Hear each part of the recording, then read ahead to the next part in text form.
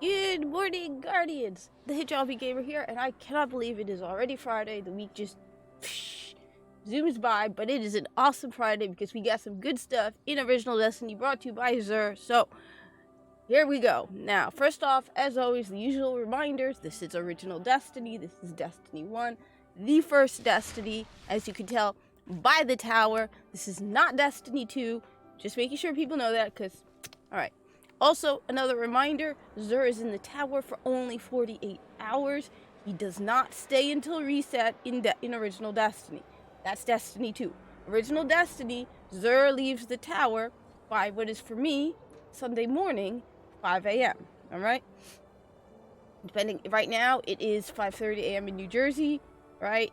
He will be gone in less than 48 hours for me, alright? So, just keep that in mind. I generally tell people to, just do a stopwatch. I will eventually sit down on my community tab and post a time zone thing, but he's gone by early Sunday morning for me. Depending on where you're at, he leaves early, so just don't wait until reset. He will be gone well before reset, 2 days before reset. You know, that's the other difference between Destiny and Destiny 2. Original Destiny reset is early in the morning. Destiny 2's reset. That's why people are always like, why don't you make Destiny 2 content? Because Destiny 2 resets and Xur arrives in Destiny 2 while I'm at work. And there's a ton of people doing that. I'm the only one who does. I think I'm one of only 2 people who does Original Destiny. Anyway, we got a good week for Xur. For one thing, there's no trespasser. So that's a perk. Definitely. Anyway, we are heading towards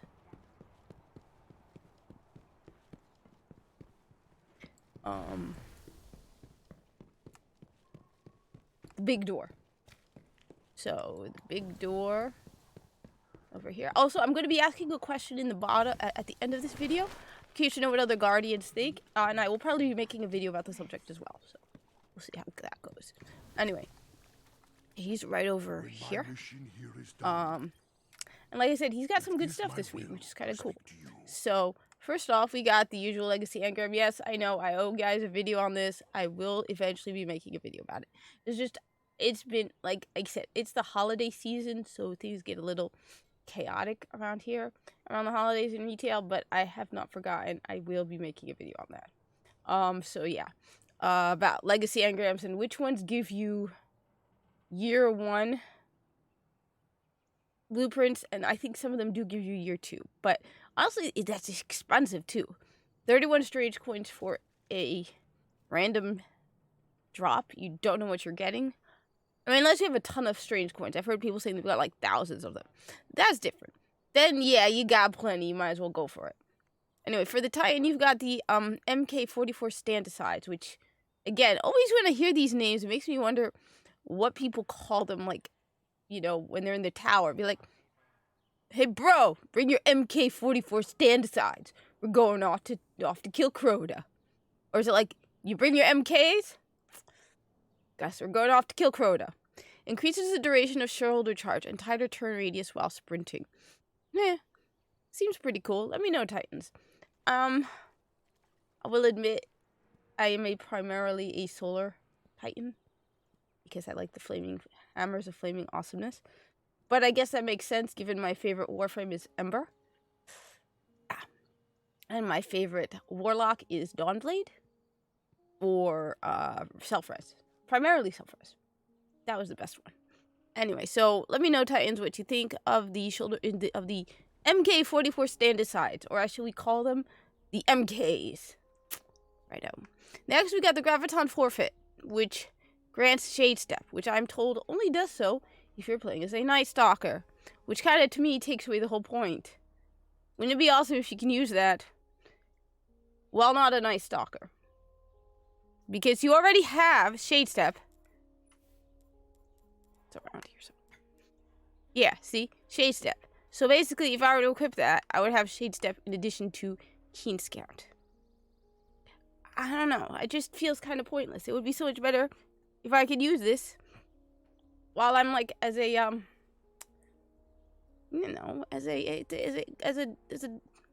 brain is freezing at the moment.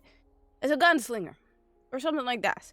So I'm not too keen on it now, this Graviton forfeit. I mean, oh joy, it grants me Shade Step on a class that, well, I already have Shade Step. It just gives me an additional, I don't know. I mean, unless I'm wrong. Now, I at one point thought it does give you, I rarely use it. Honestly, I have Graviton forfeit. See? But I rarely use it. It's not fully unlocked yet. Because I tend to favor Celestial Nighthawk. Or the Frosties. Or the Bones of Ao. So I need to like experiment with other exotics just for the sake of it. But honestly, once you get into a rut, you just keep doing the same thing.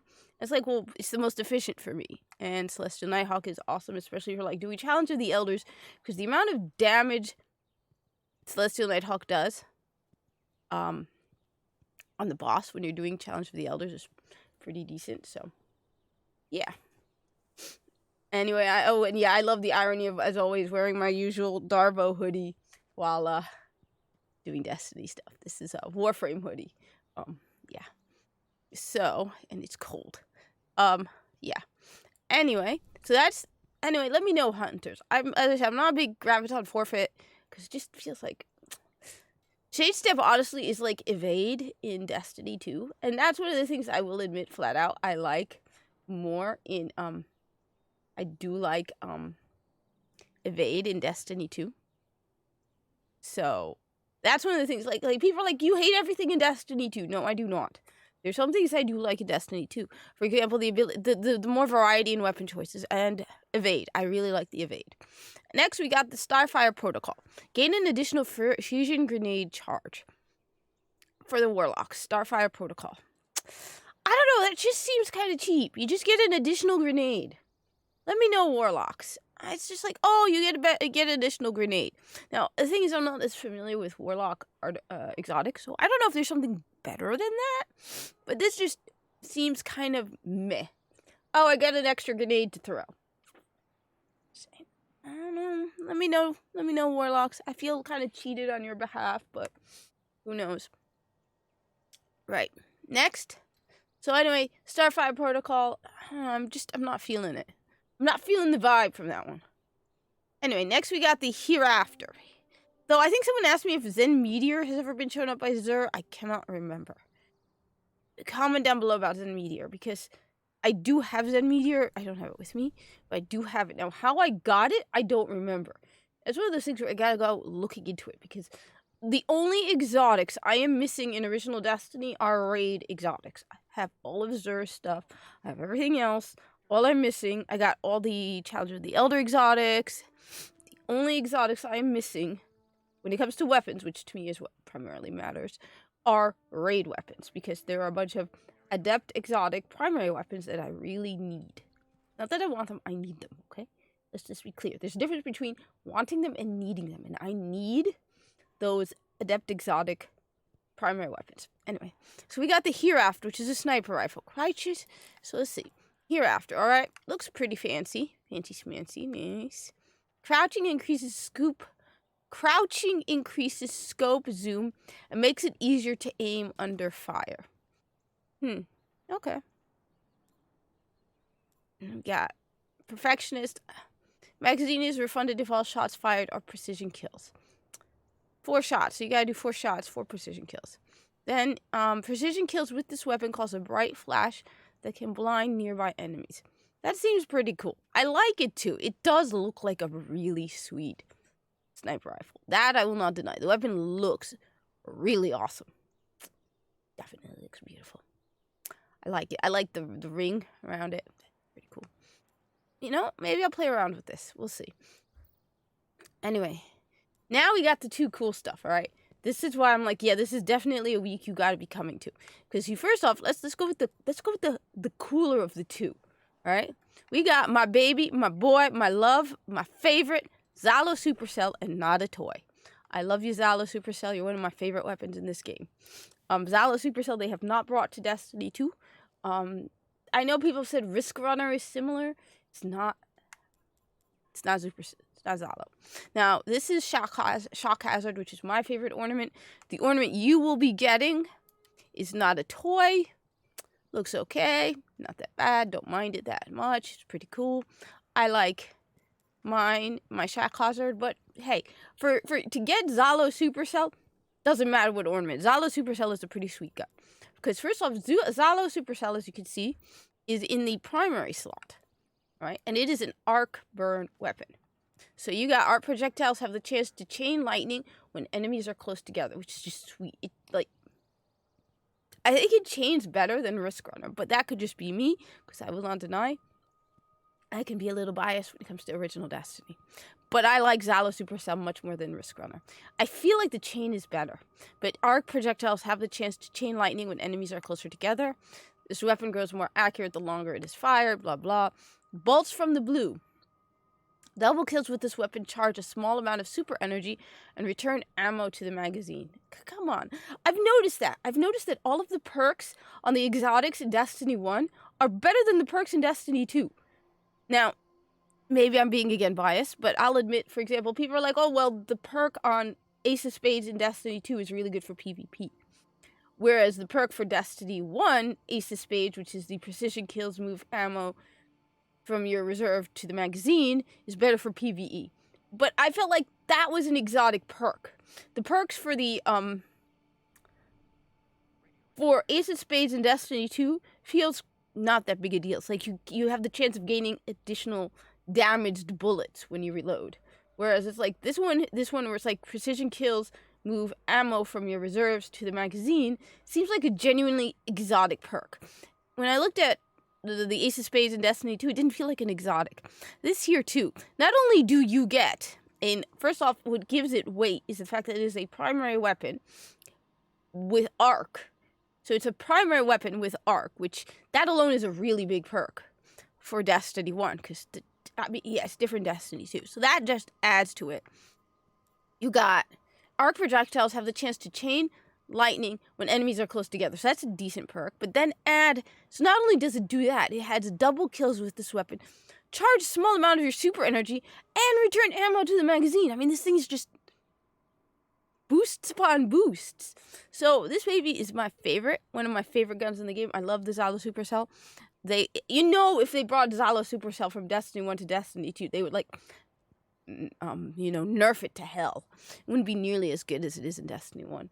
Anyway, so Zalo Supercell, pick it up. Just for the advantage of having an arc weapon in your primary slot. Because then, for example, when you have match game and you need one of each element, you now can have an arc in your primary slot. Then you could have like whatever else in the secondary and heavy slots. But you have that benefit of having an an arc weapon in your primary slot. So totally worth it. Pick it up. Next, we have one of my favorite my favorite scout rifles, Mida Multi-Tool. I really like Mida. Now, this is one of the few times where I will say I like what they did to it in Destiny 2. It's rare, but I will say I like that. Wait, first off, what is the ornament? You get special ops. So you get Mida and special ops. So Mida, and this is special ops. So this is the pretty sweet. Okay, it's a pretty sweet ornament. Come on, it's pretty sweet. Yeah, definitely pretty sweet.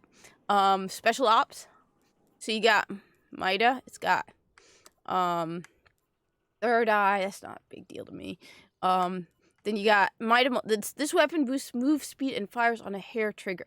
So I honestly, what I like about Mida is the rate of fire and the impact. To me, this thing does not. Some scout rifles are like have a heavy impact, but they feel so slow. Whereas this baby, pretty decent speed. What I like about it in Destiny 2 is they give you the Mida and the Mini, and they work together. So I won't deny I like what they did with the Mida and the Mini together. But still got a soft side for the Mida in Destiny. So pick it up. As I said, I always recommend people pick up all the weapons. You got all the usual perks. I'm trying to go for more heavy ammo since, but anyway, that's your reserve video. I got a question. I'm going to be making a video about this separately, probably because I want to hear what people think. Because people have been talking about the aim assist in Destiny 2, and I never really paid attention to it. But then when people are saying it's really, really egregious, I mean, you have people who are telling me in my comments, they're like, they will not play Destiny 2 until they get rid of the aim assist. And I remember the controversy around when Destiny 2 first dropped, and they're like, yeah, it's going to be on PC as well, and it's not fair that console players have to go against PC players, even though as someone who uses a controller primarily, I mean, one of these days I'll get used to mouse and keyboard. Anyway, when I'm playing Destiny 1, at first I thought it was just me, that like I was out of practice and I would start playing I would play Destiny 2 for a while. Then I'll go back to Destiny 1 and I feel like my aim is off. And it would take me a bit to get back into the groove of playing Destiny. I thought, it's just me on an off day, it's just me. But now I'm beginning to think it's the aim assist in Destiny 2. Because when I thought about it, I played Destiny 2 all weekend. And when I really think about it, you don't even have to think to aim.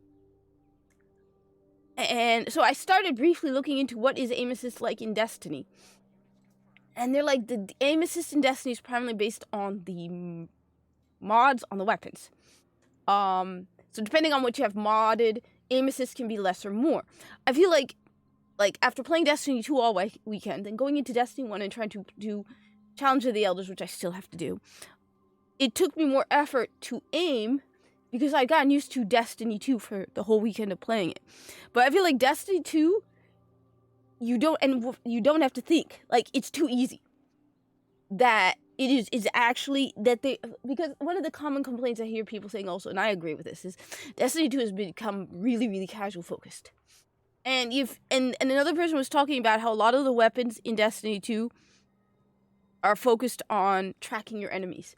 And another guy was like, if you like that the aim assist is so bad in Destiny 2 that if an enemy walks across, you will automatically latch onto the enemy. And I've seen videos of people where he's like, yeah, I'm trying to shoot the guy who's farther away, or I'm trying to shoot the guy that's closer, but for some reason the aim assist automatically locked on the other guy.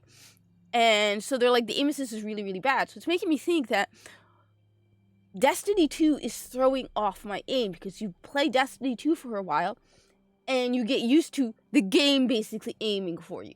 And then you come back to Destiny 1, and it's like it takes a little bit. Like when I first started doing Challenge of the Elders, at first it was like my aim was so off. And then after I started playing it a little bit, and after about an hour of playing Destiny 1, I was starting to hit my usual non-stop precision kills, where it's like popping them off. Where at first it was like, and then it's like just pop, pop, pop. So I'm beginning to think that playing Destiny 2 is damaging. Like, if I play too much Destiny 2, my aim gets thrown off, and I wonder how it'll affect other games. But I want to know what other people think. Is it all in my head? Am I like, is it one of those days where you're just off? Or is it that playing a lot of Destiny 2 will throw your aim off in games like Destiny, where I'm guessing, but from what I've gotten, the aim assist in Destiny 1 is a lot less egregious than Destiny 2. And I mean, just from the people I've spoken to are like, yeah, I'm not going to play Destiny 2 because of the aim assist. But they never say, but I never played Destiny 1 either because of the aim assist. Or they're like, yeah, the aim assist sucked in Destiny 1. No, it was always they just turn immediately to Destiny 2 and they're like, the aim assist sucks. I hate aim assist. Like with Warframe, I will not use aim assist. I think it's an insult. And the fact that I have to use aim assist in Destiny 2 really pisses me off, because again, I feel like it's damaging my ability. When you rely on it, then you go to play another video game, you have to get back into the groove of playing a game without it. Anyway, thank you for watching. Like I said, I'll probably be making a separate video about this because I commented about it in my refresh video as well. And I didn't get really many comments about it. So someone commented on Twitter and they said, yeah, the aim assist in Destiny 2 is really, really egregious. Anyway, thank you for watching. Like, comment, subscribe, and I hope to see you in the tower.